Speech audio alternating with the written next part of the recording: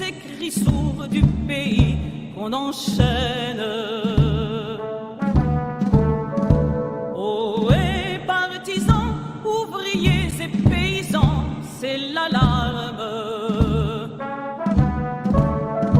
Ce soir, l'ennemi connaîtra le prix du sang et des larmes. Montez de la mine, descendez des collines, camarades. Sortez de la paille, les fusils, la mitraille, les grenades. Oh, et les tueurs.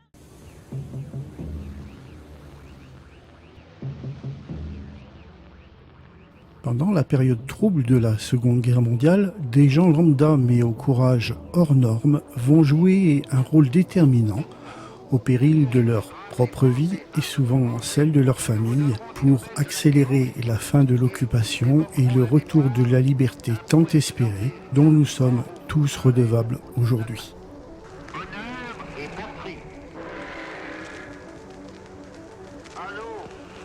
Pendant l'occupation allemande, de nombreux résistants s'organisèrent en réseau pour combattre l'envahisseur. Les communications sont un des maillons essentiels pour envoyer des messages des services de renseignement vers Londres qui organisent la riposte en territoire allié. Dans toute la France, dans les campagnes reculées et discrètes, des réseaux de communication clandestins s'organisent.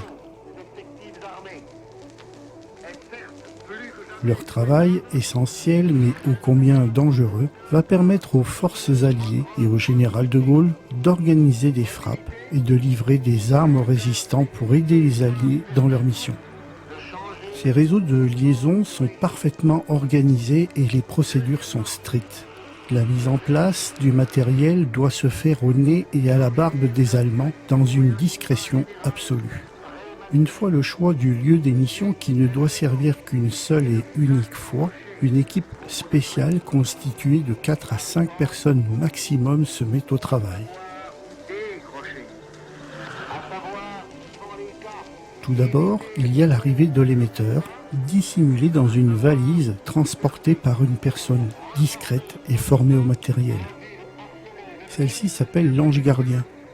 Et une fois l'installation terminée, il va se mettre en retrait et surveiller le secteur pendant que l'opérateur envoie le message.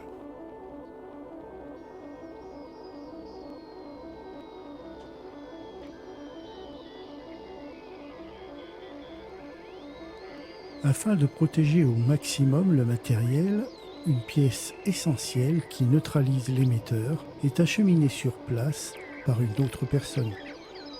Cette pièce est le quartz. Il va déterminer la fréquence spéciale sur laquelle la liaison sera effectuée en fonction des ordres venant de Londres. Cette personne va elle aussi se mettre en retrait pour surveiller les alentours.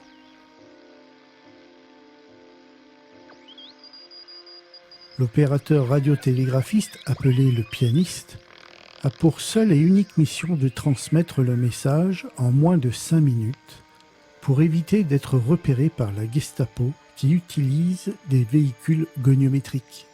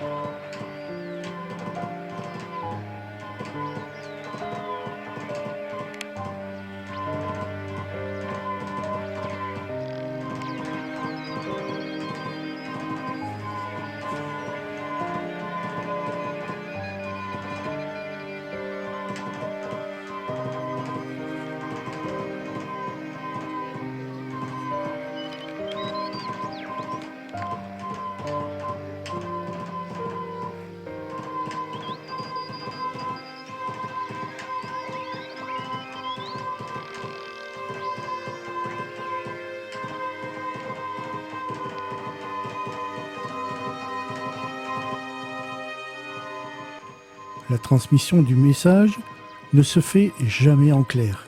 Ils sont codés. parfois directement par l'opérateur et parfois par une personne qui ne fait que du cryptage de messages. Souvent, les instructions venant de Londres sont envoyées par la BBC lors de messages codés ou en télégraphie mais audibles depuis une radio grand public. Parfois, ceux-ci sont simplement envoyés par la poste.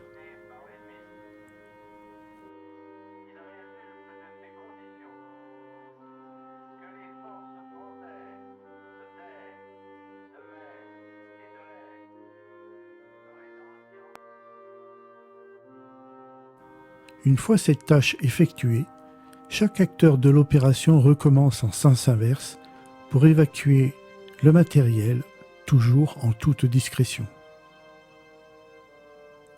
En cas d'arrestation par la milice ou la Gestapo, il n'y a pas de procès, c'est la mort qui les attend.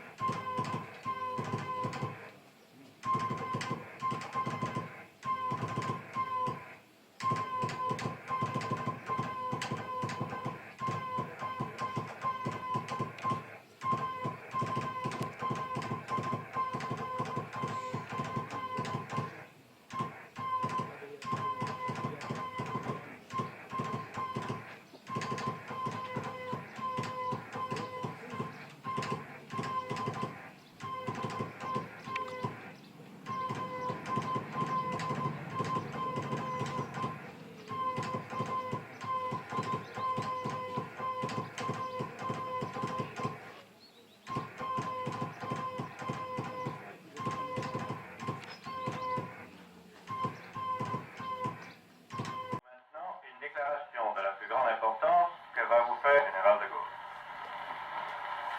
Le gouvernement français, après avoir demandé l'armistice, connaît maintenant les conditions dictées par l'ennemi. Il résulte de ces conditions que les forces françaises de terre, de mer et de l'air seraient entièrement démobilisées, que nos armes seraient livrées, que le territoire français serait totalement occupé et que le gouvernement français tomberait sous la dépendance de l'Allemagne et de l'Italie. On peut donc dire que cet armistice serait non seulement une capitulation, mais encore un asservissement. Or, beaucoup de Français n'acceptent pas la capitulation ni la servitude pour des raisons qui s'appellent l'honneur, le bon sens, l'intérêt supérieur de la patrie.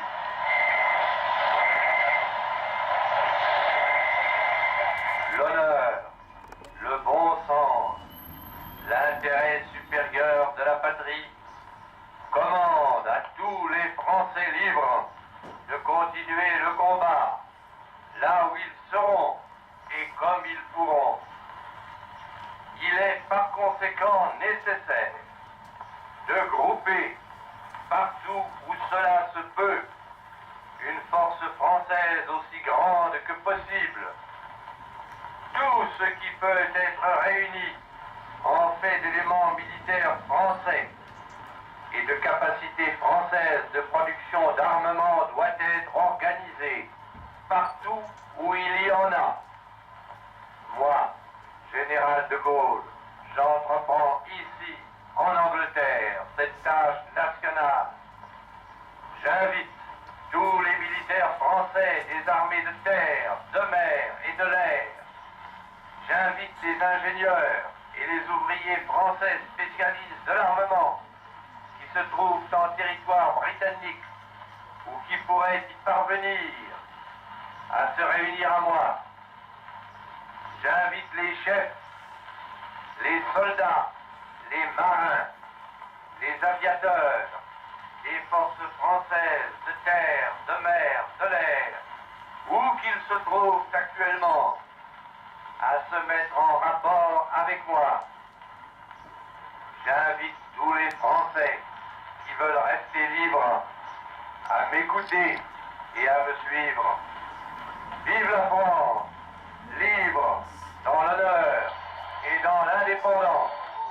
Vive la France!